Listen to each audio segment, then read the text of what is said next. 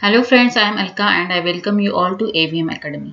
Friends, आज हम देखने वाले यूजीसी नेट के पेपर 1 के पीपल एंड एनवायरनमेंट सेक्शन के कुछ महत्वपूर्ण सवाल जो आने वाली नेट एग्जाम में आपके लिए बहुत ही इम्पोर्टेंट होंगे। फ्रेंड्स, यहाँ पे जो भी एमसीक्यू जो भी क्वेश्चंस हमने सिलेक्ट किए हैं वो पिछली नेट एग्जाम्स में ऑलरेडी पूछे गए हैं और आगे भी इनके आने की संभावनाएं बहुत है, इसलिए इन सवालों को हमने यहाँ पर सिलेक्ट किया है। फ्रेंड्स, यूजीसी नेट के एग्जाम में बहुत से ऐसे टॉपिक्स हैं जो बहुत सारी कॉम्पिटिटिव एग्जाम में कॉमन होते हैं। तो इस वीडियो में भी हमने कुछ ऐसे ही सवाल सिलेक्ट किए हैं जो सिर्फ यूजीसी नेट के एग्जाम के लिए नहीं, अगर आप दूसरी किसी कॉम्पिटिटिव एग्जाम के लिए प्रिपेयर कर रहे हो तो उनमें भी आपको हेल्पफुल रहेंगे। तो चलिए शुरू करते हैं हमारे वीडियो को। चलिए देखते हैं हमारा पहला सवाल। Indian government target for power production from small hydro projects by the year 2022 is. मतलब भारत सरकार छोटे जल विद्युत प्रकल्पों से कितने बिजली उत्पादन का लक्ष्य रखता है 2022 साल तक। फ्रेंड्स, यहाँ पर आपको हर एक सवाल का आंसर करने के लिए 10 सेकंड दिए जाएंगे। 10 सेकंड में आप सारे ऑप्शंस पढ़ लीजिए और अपना आंसर भी फाइंड आउट कर लीजिए। तो चलिए हमारा टाइम स्टार्ट होता है अभी।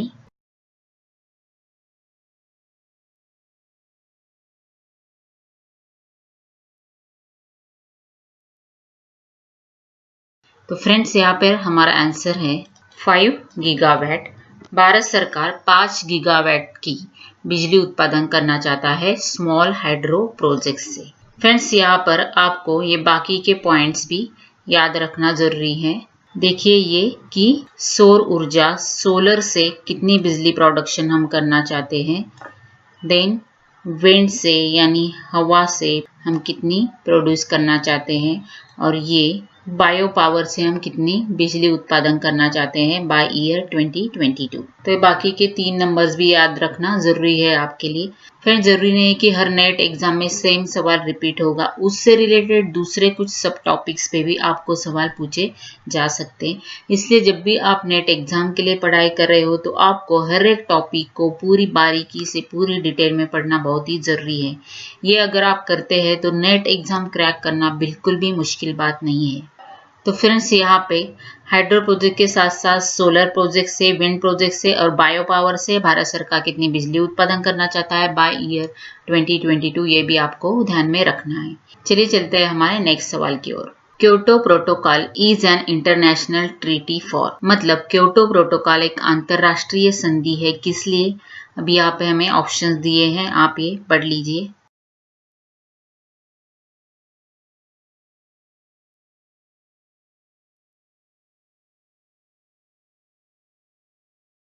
फ्रेंड्स, यहाँ पर हमारा आंसर है option C, to reduce green house gas emissions.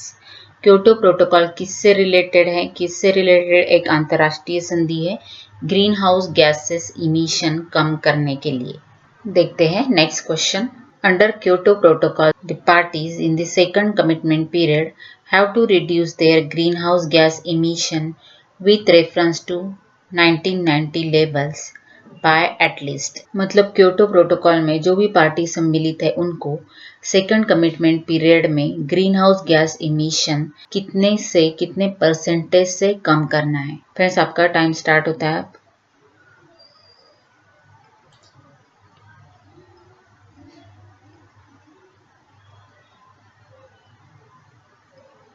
Friends, यहाँ पर हमारा आंसर है ऑप्शन डी, 18%। 18% से green house gas emission reduce करने का टारगेट है as compare to 1990 levels. Friends, यहाँ पर आपको ये चीजें भी बेसिकली पता होनी चाहिए कि क्योटो प्रोटोकॉल किस लिए है। जैसे कि हमने पहले वाले प्रीवियस सवाल में देखा, क्योटो प्रोटोकॉल का मुख्य उद्देश्य ग्रीन हाउस गैसेस का इमिशन कम करना। और आपको यहाँ पर ये भी पता होना चाहिए कि क्योटो प्रोटोकॉल का फर्स्ट कमिटमेंट पीरियड कौन सा था, सेकंड कमिटमेंट पीरियड कौन सा था, उनमें क्या क्या डिसाइड हुआ था। तो फर्स्ट कमिटमेंट पीरियड जो था फ्रेंड्स, वो था 2008 से 2012 तक। और यहाँ पे कितने परसेंट से ग्रीन हाउस गैस इमिशन कम करने का उद्देश्य था फ्रेंड्स, वो था 5% से ये कम करने का उद्देश्य था। अभी जो सेकंड कमिटमेंट पीरियड है फ्रेंड्स, वो है 2013 से 2020 तक, लगभग 8 सालों का ये पीरियड है। और यहाँ पर कितने परसेंट से ग्रीन हाउस गैस इमिशन कम करने का उद्देश्य है, यहाँ पर हमारा आंसर होता है 18%। तो ये पीरियड्स भी आपको ध्यान में रखने हैं फ्रेंड्स यहाँ पर। चलिए देखते हैं हमारा next question. Which of the following pollutant is the major cause of respiratory diseases? इनमें से कौन सा पोल्यूटेंट मुख्य कारण है श्वसन संस्था से निगडित रोगों का?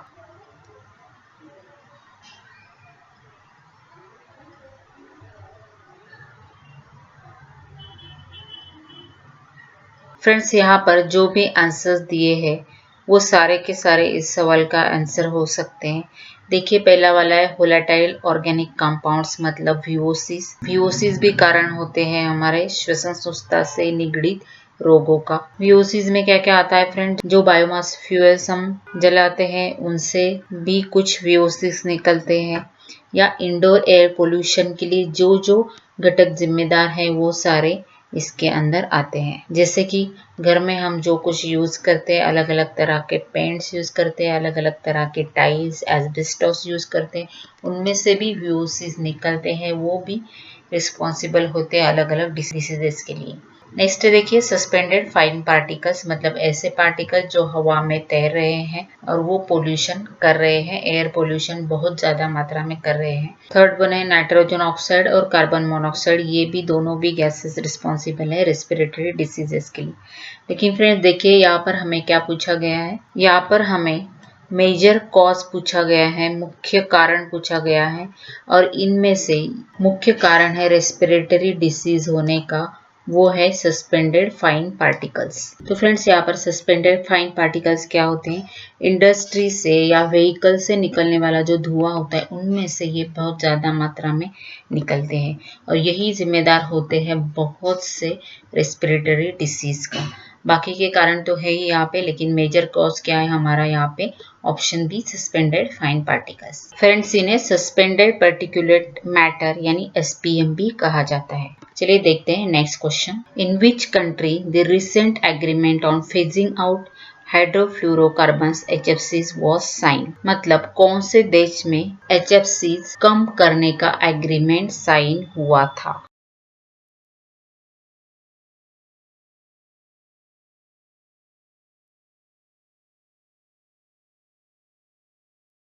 फ्रेंड्स यहाँ पर हमारा आंसर है option A Rwanda. Rwanda country में ये एग्रीमेंट साइन हुआ था। नेक्स्ट यहाँ पर हमें असर्शन दिया हुआ है फ्रेंड्स, और एक रीजन दिया हुआ है। Assertion in urban area smog episodes occur frequently in winters. Reason दिया हुआ है in winters a lot of biomass is burned by people for heating purposes और to keep themselves warm. Assertion हमें दिया हुआ है कि अर्बन एरियाज में मतलब सिटीज में स्मॉग जनरली सर्दियों में आता है बहुत सी बार, और इसका रीजन दिया हुआ है कि विंटर में बहुत से लोग बायोमास जलाते हैं हीटिंग के लिए, अपने आप को वार्म रखने के लिए। तो फ्रेंड्स आपको यहाँ पर ये बताना है कि इनमें से कौन सा सही ऑप्शन है।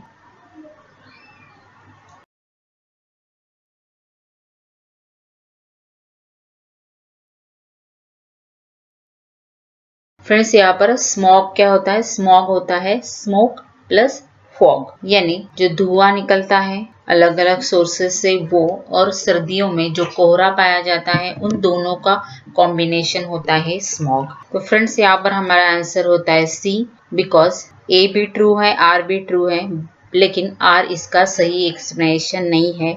जो स्मॉग आता है वो स्मॉग आने का रीजन ये सही रीजन नहीं है। चलिए देखते हैं नेक्स्ट सवाल। Biomass fuels form the sustainable carbon neutral energy source because they, मतलब जो बायोमास फ्यूल्स है, जो जीवाश्म ईंधन है, वो एक सस्टेनेबल कार्बन न्यूट्रल एनर्जी का सोर्स है। उसका कारण क्या है?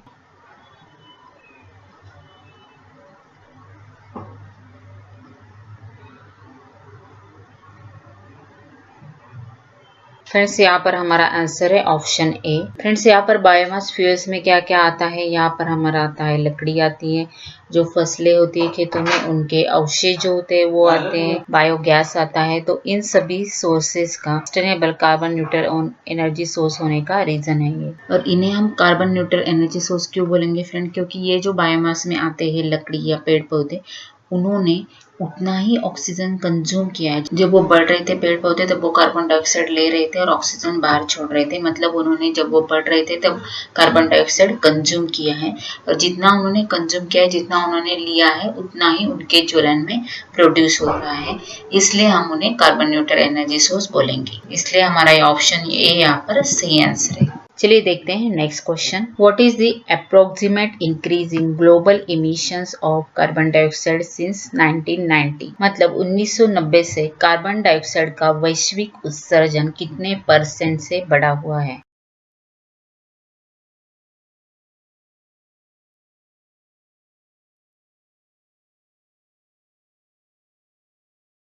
फ्रेंड्स यहाँ पर हमारा आंसर है ऑप्शन ए 50%, लगभग 50% से ये इंक्रीज हुई है कार्बन डाइऑक्साइड के उत्सर्जन में 1990 से। Next, to address climate change countries adopted the Paris agreement to limit global temperature to how many degree Celsius? मतलब पेरिस एग्रीमेंट के तहत अलग अलग देशों ने ग्लोबल टेम्परेचर यानी वैश्विक तापमान कितने डिग्री तक लिमिट करने पे सहमति दर्शाई है।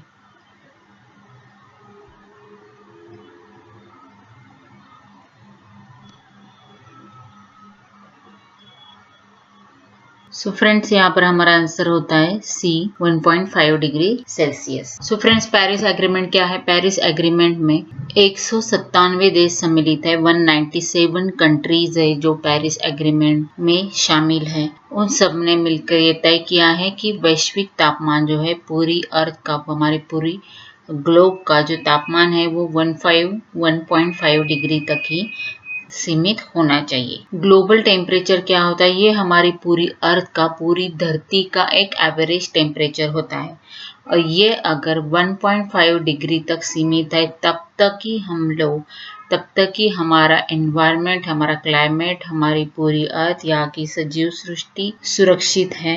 अगर ये इससे ऊपर जाने लगा, ये थोड़ा सा भी ऊपर बढ़ने लगा तो बहुत बड़े क्लाइमेट चेंजेस हो जाएंगे। ड्रॉट्स आ सकते हैं, जगह जगह पे बाढ़ आ सकती है, समंदर की लेवल्स बढ़ सकती है, ग्लेशियर्स मेल्ट हो सकते हैं, ये तो ऑलरेडी चालू भी हो गया है।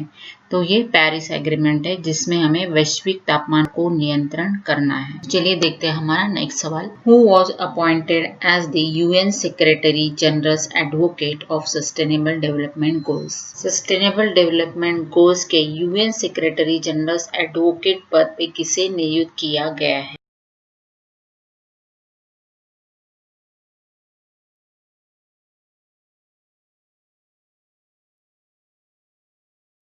तो फ्रेंड्स यहाँ पे हमारा आंसर है बी, दिया मिर्जा। फ्रेंड्स दिया मिर्जा सिर्फ एडवोकेट ही नहीं है बल्कि वो UN एनवायरनमेंट की गुडविल एम्बेसडर भी है इंडिया के लिए। 2017 से लेकर 2020 तक वो गुडविल एम्बेसडर थी इंडिया के लिए UN एनवायरनमेंट्स की, और अभी उसका कार्यकाल बढ़ा दिया गया है 2022 तक, मतलब 2022 तक वो हमारी गुडविल एम्बेसडर रहेगी इंडिया के लिए, UN एनवायरनमेंट के लिए। सो फ्रेंड्स ये था हमारा आज का वीडियो। यहाँ पे हमने पीपल एंड एनवायरनमेंट सेक्शन के 10 इम्पोर्टेंट सवाल with detail theory discussion cover किए हैं।